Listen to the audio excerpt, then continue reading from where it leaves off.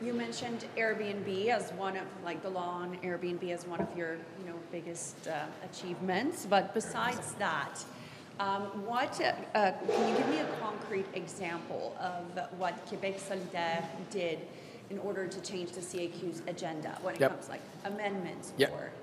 Well, the Airbnb bill is in fact the best example. We've been fighting for this for years at Québec solidaire.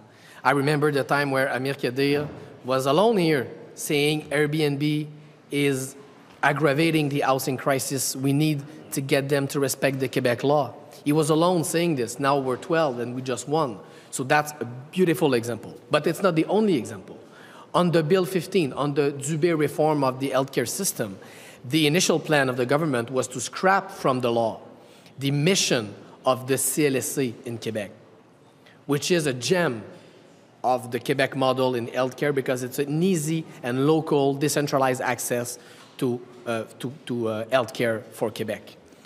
We tabled a motion, a Wednesday motion, I guess you could say, motion du mercredi, and that motion was accepted. So the government took the engagement, the formal engagement, to preserve the mission of the CLSCs in its reform of healthcare. That's a concrete result won by Québec solidaire.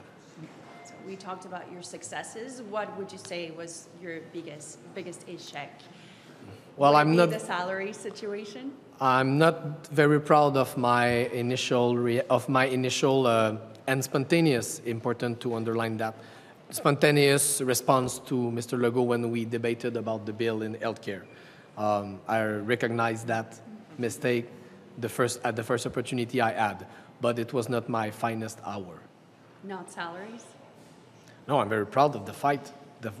If Québec solidaire was not there, the bill to increase the salaries of the MNAs by $30,000 would have been adopted in a day.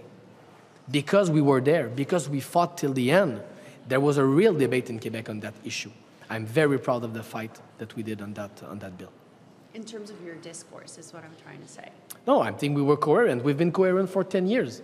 We've been saying for 10 years, elected officials should not vote for laws to increase their own salaries. It's a privilege that no one has in the society.